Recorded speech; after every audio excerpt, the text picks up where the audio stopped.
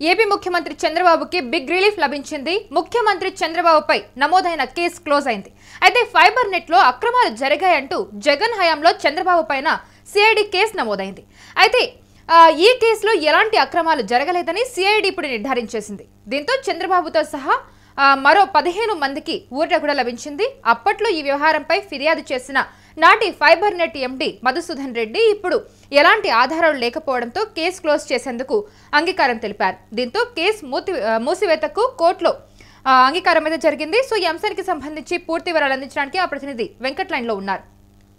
Yes Venkat, మొత్తానికి fibre net లో అక్రమాలు జరిగాయంటూ జగన్ హయాంలో చంద్రబాబు పైన సిఐడి అయితే కేసు నమోదు చేసింది. ఇప్పుడు ఆ కేసు అయితే క్లోజ్ అయిపోయింది.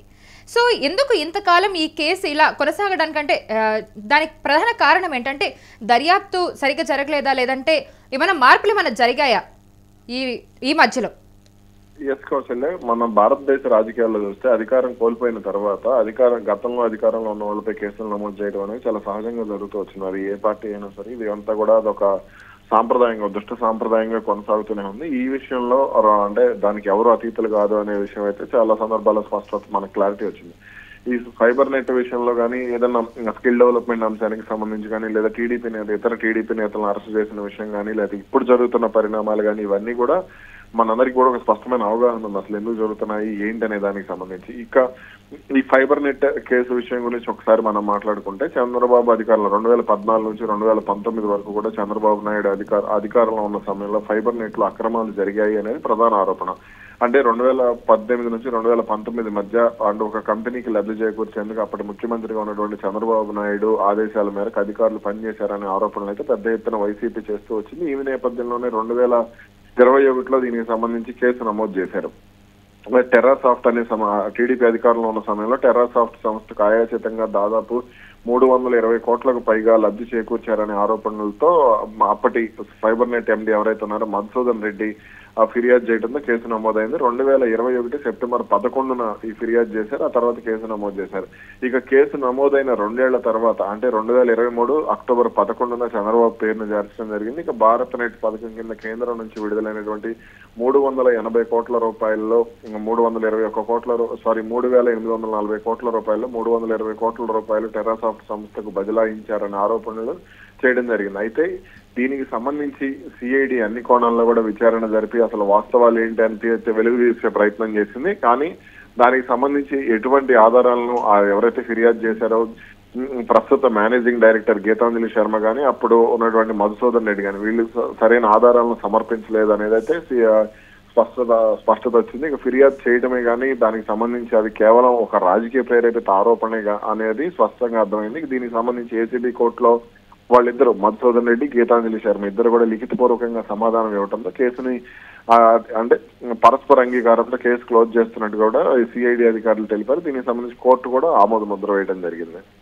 ఎస్, అయితే అప్పట్లో ఈ వ్యవహారంపై ఫిర్యాదు చేసిన నాటి ఫైబర్ నెట్ ఎండి మధుసూదన్ రెడ్డి ఇప్పుడు ఎలాంటి ఆధారం లేకపోవడంతో కేసు క్లోజ్ చేసేందుకు అంగీకారం తెలిపినట్టుగా తెలుస్తుంది. సో అప్పుడు ఆయన ఎందుకు ఫిర్యాదు చేసినట్టుగా, అంటే ఏదైనా రాజకీయ ఒత్తిడితోనే ఆయన ఫిర్యాదు చేశారా? ముఖ్యంగా ఇవన్నీ కూడా ఇప్పుడు రాజకీయ ఒత్తిడితో అధికారులు వ్యవహరించినా, లేదంటే కింద స్థాయి రాజకీయ నాయకులు వ్యవహరించినా, ఎవరు వ్యవహరించినా సరే అధికారుల ఒత్తిడి, అధికారంలో ఉన్న వాళ్ళ ఒత్తిడి అనేది స్పష్టంగా అర్థమవుతుంది. చంద్రబాబు విషయంలో స్కిల్ డెవలప్మెంట్, అదేవిధంగా ఫైబర్ నెట్ కు సంబంధించి ఆరోపణలు చేశారు. కానీ ఏది కూడా నిరూపించలేదు అనేది స్పష్టంగా అర్థమైంది. కాబట్టి ఇవన్నీ కూడా రాజకీయ ప్రేరేపిత కేసులే అనేది అయితే మరోసారి రుజువైందనే విషయం స్పష్టంగా చెప్పవచ్చు. ఇక ఇప్పుడు కూడా కొన్ని కేసులు నమోదు అవుతూ వస్తున్నాయి. అయితే ఈ కేసుల విషయంలో కూడా ఇదే ఆరోపణలు వినపడుతున్నాయి. ఇప్పుడు మద్యం కేసు కానీ, లిక్కర్ స్కామ్, ఇవన్నీ కూడా కొంత కల్తీ మద్యానికి సంబంధించి కానీ, అలాగే అదేవిధంగా నియోజకవర్గాల్లో జరిగినటువంటి కొన్ని ఈ అక్రమాలు, అలాగే వీటన్నిటికి సంబంధించి ఆరోపణలు వస్తున్నాయి. కానీ విచారణ ఇంకా పూర్తి కాకపోవడం, ఇవన్నీ కూడా రాజకీయ ప్రేరేపిత కేసులే అనేది అయితే ఎక్కువగా వినపడుతున్నటువంటి ఆరోపణ. మరి దీనికి సంబంధించి ఎటువంటి పరిణామాలు ఉండబోతున్నాయి, దీనికి సంబంధించి వైసీపీ ఏ విధంగా అంటే ఎందుకంటే ఈ కేసు క్లోజ్ అవ్వడం అనేది చంద్రబాబుకి పెద్ద రిలీఫ్ అయినప్పటికీ కూడా ఇటువైపు అధికార పార్టీకి లేదంటే ప్రతిపక్ష పార్టీకి మధ్య రాజకీయ ఆరోపణలు ఏమైనా ఉండే అవకాశం ఉంటుందంటారా? ఖచ్చితంగా ఉంటాయి. ఎందుకనంటే ఇప్పుడు అధికారంలో ఉన్నారు కాబట్టి మీరు అధికారులపై ఒత్తిడి తెచ్చి కేసు క్లోజ్ చేయించారు, లేదా ఫిర్యాదు చేసిన వాళ్ళపై ఒత్తిడి తెచ్చారని చెప్పేసి వాళ్ళు ఏదైనా ముందుకెళ్ళినా వెళ్లే అవకాశాలు కూడా ఉండవచ్చు. తదుపరి ఉన్నత స్థాయి కోర్టులకు వెళ్ళినా దానికి సంబంధించి ఫిర్యాదులు కూడా అంటే వాళ్ళు స్వతంత్రంగా కేసుకు సంబంధించి పిటిషన్లు కూడా దాఖలయ్యే అవకాశం ఉంది. హైకోర్టులో గెలవకపోతే సుప్రీంకోర్టులో ఒక ధర్మాసనంలో పని జరగకపోతే మళ్ళీ రీపిటిషన్ వేయటం ఇవన్నీ కూడా జరిగే అవకాశాలు కూడా కనపడుతున్నాయి. ఎందుకంటే ఇటువంటి అవకాశాలను రాజకీయ పార్టీలు సాధారణంగా వదులుకునే అవకాశం ఉండదు కాబట్టి మరి ఎటువంటి పరిణామాలు ఉండబోతున్నాయి ఏంటనే చూడాలి. Right Venkat, thank you so much for the information.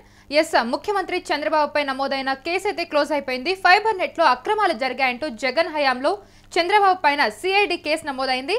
అయితే ఈ కేసులో ఎలాంటి అక్రమాలు జరగలేదని సిఐడి అయితే నిర్ధారించేసింది. దీంతో చంద్రబాబుతో సహా మరో 15 మందికి ఊరట కూడా లభించింది. అప్పట్లో ఈ వ్యవహారంపై ఫిర్యాదు చేసిన నాటి ఫైబర్ నెట్ ఎండి మధుసూదన్ రెడ్డి ఇప్పుడు ఎలాంటి ఆధారాలు లేకపోవడంతో కేసు క్లోజ్ చేసేందుకు అంగీకరించారు. దీంతో కేసు మూసివేతకు కోర్టు కూడా అంగీకరించింది. సో ప్రస్తుతానికైతే ఈ అంశం కూడా ఇప్పుడు చర్చనీయాంశం అవుతుంది పెద్ద ఎత్తున. ఒకవైపు అధికార పార్టీ, ఇంకోవైపు ప్రతిపక్ష పార్టీలు కూడా ఈ అంశానికి సంబంధించి పరస్పర రాజకీయ ఆరోపణలు చేసుకునే అవకాశాలు అయితే లేకపోలేదు. సో చూడాలి మరి ఈ అంశానికి సంబంధించి తదుపరి ఏం జరగబోతుంది ఏంటి అనేది.